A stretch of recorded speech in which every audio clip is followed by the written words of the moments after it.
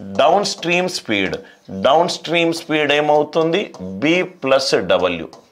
Up stream speed ఏమవుతుంది b minus w. b అంటే ఏంటి సార్ పడవ యొక్క స్పీడ్, w అంటే ఏంటి సార్ వాటర్ యొక్క స్పీడ్, sd అంటే ఏంటి బోట్ వాటర్, పడవ అండ్ నీరు సేమ్ డైరెక్షన్లో వెళ్ళినప్పుడు. సో ఈ రెండింటిని యాడ్ చేస్తే sd plus su is equivalent to b plus w plus b minus w. 2b వస్తుంది. అంటే మనకు down stream speed up stream speed ఇచ్చినప్పుడు డైరెక్ట్గా స్పీడ్ ఆఫ్ ది బోట్ కనుక్కోవచ్చు. ఏ కాన్సెప్ట్ తోటి half of sd plus su, half of sd plus su. I hope the concept it is clear. sd plus su. అదే మనకు w రావాలంటే తీసేస్తే చాలు. w is equivalent to half of sd minus su, sd minus su. So w is right sd minus su. I hope the idea it is clear. కొన్ని important points. Speed ఎప్పుడూ కూడా greater than 0 ఉంటుంది. Speed ఎప్పుడూ కూడా greater than 0 ఉంటుంది. అంటే b minus w is greater than 0 అంటే speed of the boat ఎప్పుడూ కూడా వాటర్ స్పీడ్ కంటే ఎక్కువ ఉంటుంది. స్పీడ్ ఆఫ్ ద బోట్ ఎప్పుడూ కూడా వాటర్ స్పీడ్ కంటే ఎక్కువ ఉంటుంది. స్పీడ్ ఆఫ్ ద బోట్ ఎప్పుడూ కూడా వాటర్ స్పీడ్ కంటే ఎక్కువ ఉంటుంది. దాని తర్వాత ఇంకో point speed of the water speed value. మనం వెలాసిటీ వేయట్లేదు, స్పీడ్ వేస్తున్నాము. w గ్రేటర్ దాన్ 0 కాబట్టి w స్పీడ్ ఎప్పుడూ గ్రేటర్ దాన్ 0 కాబట్టి sd is greater than su. Down stream speed ఎప్పుడూ కూడా అప్ స్ట్రీమ్ స్పీడ్ కంటే ఎక్కువ వాల్యూ ఉంటుంది.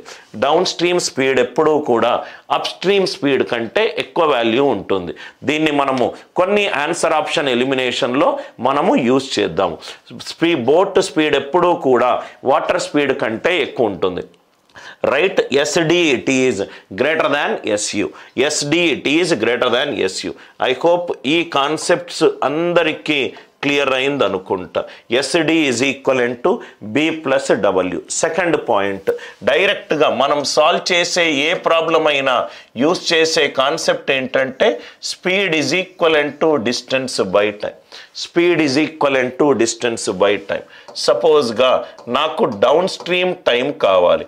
డౌన్ స్ట్రీమ్ స్పీడ్ టైం కావాలంటే d by up stream speed, d by down stream speed అంటే ఇదేమవుతుంది d by b plus w, d by b plus w. ఇది మన అండర్స్టాండింగ్ కోసమే వేసుకుంటున్నాము. అప్ స్ట్రీమ్ కావాలి అని అంటే d by speed of up stream, d by b minus w, d by b minus w, d by b minus w. Are you all with me? Right? Speed of downstream is always greater than speed of upstream. Speed and time are inversely proportional. Time తీసుకున్నప్పుడు inequality మారుతుంది. Time తీసుకున్నప్పుడు inequality మారుతుంది. Right సపోజ్గా ఇక్కడ కొన్ని important points మనకు సపోజ్గా ఇది కనుక right natural number ఉందనుకోండి, ఇది కనుక న్యాచురల్ నంబర్ ఉందనుకోండి, డి న్యాచురల్ నంబర్ ఉంటే b ప్లస్ w డికి కారణాంకం అవుతుంది. b ప్లస్ w డికి కారణాంకం అవుతుంది. For example right n is equivalent to 24/x, n is equivalent to 24/x.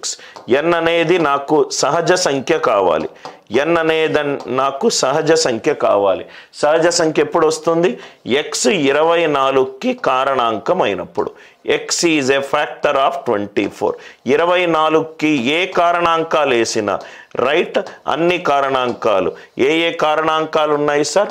24 అంటే 2 క్యూబ్ ఇంటూ 3^1.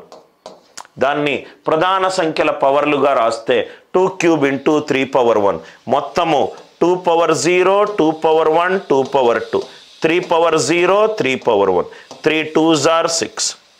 x ఎన్ని వాల్యూలు తీసుకుంటుంది? 6 వాల్యూలు తీసుకుంటుంది.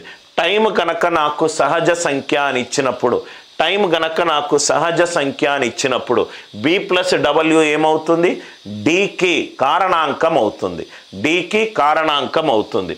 B minus W T upstream కూడా నాకు సహజ సంఖ్య ఇచ్చినప్పుడు బి మైనస్ డబ్ల్యూ నాకేమవుతుంది, కారణాంకం అవుతుంది. ఈ కాన్సెప్ట్ అందరికీ క్లియర్గా ఉందా సార్? క్లియర్గా ఉంటే ఎస్ అని చెప్పి రిప్లై చేయండి. I hope the idea it is clear. If it is clear, kindly let me know, then we will get into problem solving. Speed of down stream ఎప్పుడూ కూడా స్పీడ్ ఆఫ్ అప్ స్ట్రీమ్ కంటే ఎక్కువ ఉంటుంది. Speed of boat ఎప్పుడూ కూడా speed of water కంటే ఎక్కువ ఉంటుంది. ఇది కనుక నాకు సహజ సంఖ్య ఇచ్చినప్పుడు బి ప్లస్ డబ్ల్యూ అనేది డికి కారణాంకం అవుతుంది. ఇది సహజ సంఖ్య ఇచ్చినప్పుడు బి మైనస్ డబ్ల్యూ డికి కారణాంకం అవుతుంది. రైట్ నౌ ఈ చిన్న అండర్స్టాండింగ్ తోటి మనము ప్రాబ్లమ్స్ సాల్వ్ చేద్దాం.